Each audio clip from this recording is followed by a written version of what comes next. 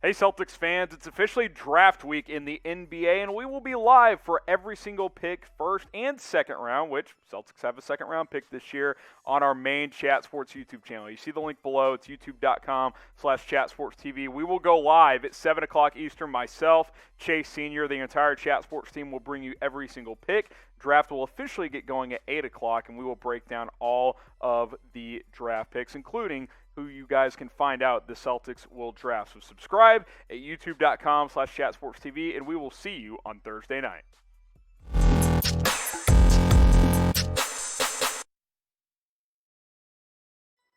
You're watching Boston Celtics Today by Chat Sports. I'm Harrison Graham with today's video, and we got to get into the latest rumors surrounding the Boston Celtics. And hey, no other way to start this show than to get you guys caught up on the latest surrounding Bradley Beal.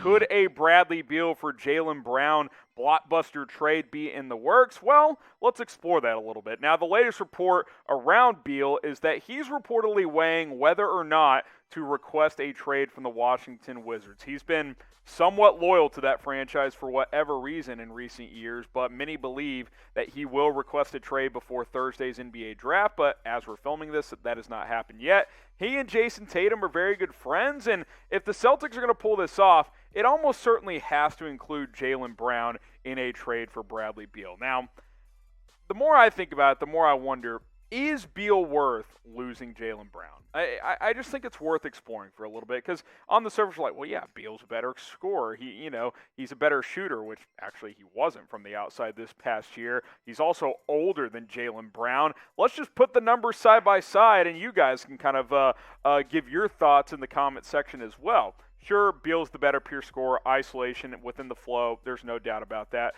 Probably a better creator as well, but Jaylen Brown actually shot the ball better from three last year. Now, I think Beal's number will go up next year if he plays in a better offense, but he is 4 years older than Jaylen Brown. I think that's something we should factor in here when we're thinking about possibly trading Jaylen Brown for Bradley Beal. So what do you guys think? Would you trade Jaylen Brown to get Bradley Beal? Type Y for yes, type in for no. Get your votes in on this one. We'll make this the pinned comment on today's video, so if you get hit with the YouTube ad break, scroll on down, answer this question. By the time you scroll up, the video will be back and playing.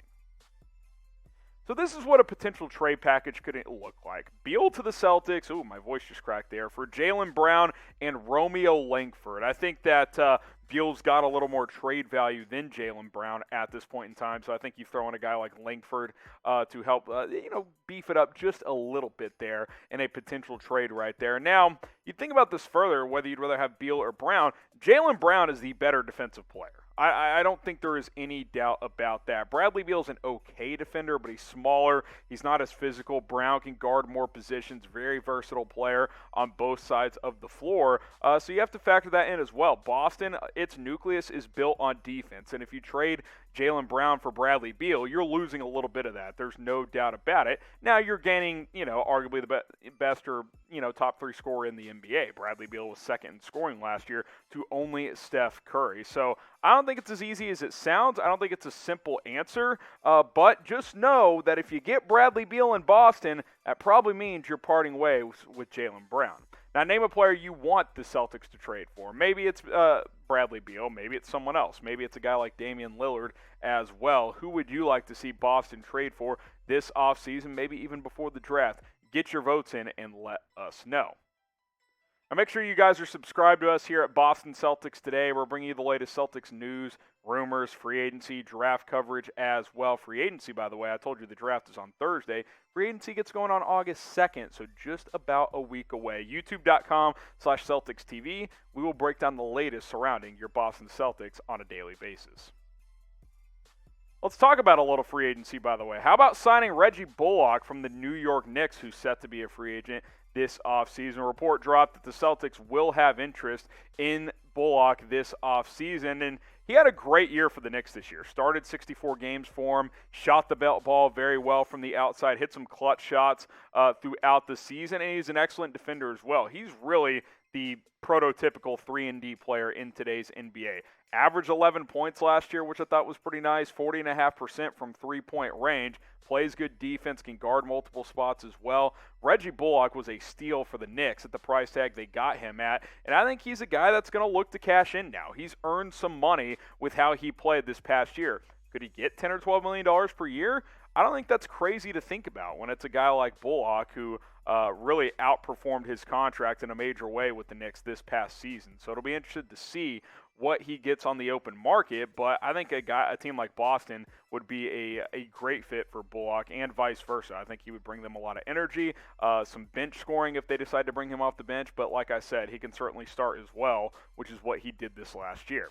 Should the Celtics sign Bullock? Type S for sign, type P for pass. What do you guys think on this one? Be Brad Stevens, be the GM. Should they bring the veteran 3-and-D performer, S for sign or P for pass? Think of it this way. Maybe this is a cheaper Evan Fournier. Now, Fournier can create a little bit more. He can do a few more things offensively, whereas Bullock's kind of mostly just a catch-and-shoot guy from the outside, although he got a little bit better at handling the ball last year. That's not really his game, where Fournier can initiate offense a little bit, but he's going to cost $14, $16, $18 million per year on the open market. I don't think Bullock will get that, considering he is 30 years old, and he's got some limitations in terms of his skill set. So, hey, maybe you're thinking, well, Fournier is going to cost $16. I'll give Bullock $8 or $9 per year and save that money and use that elsewhere. That could certainly be an option for the Boston Celtics.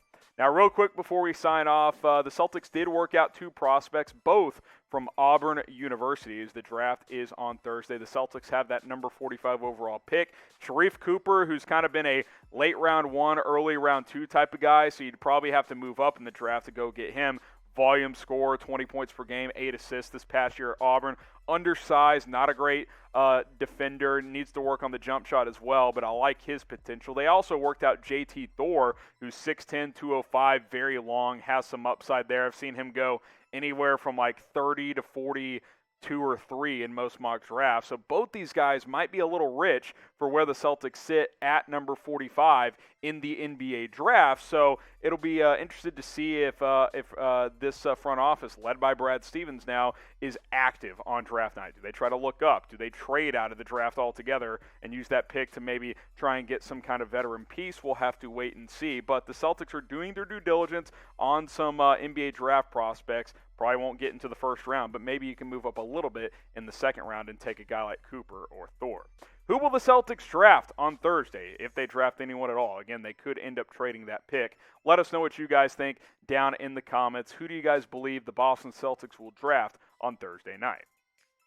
Now, speaking of the draft, do not forget, set your reminders, set your clocks, whatever it is, Thursday night here on our main Chat Sports YouTube channel, youtube.com/chatsportstv. We will be live at 7 o'clock Eastern. Draft will start at 8 o'clock Eastern. Myself, Chase Sr., the entire production staff will break down every single pick of the NBA draft, including whoever Boston selects in round 2. So join us, subscribe. It's youtube.com/chatsportstv.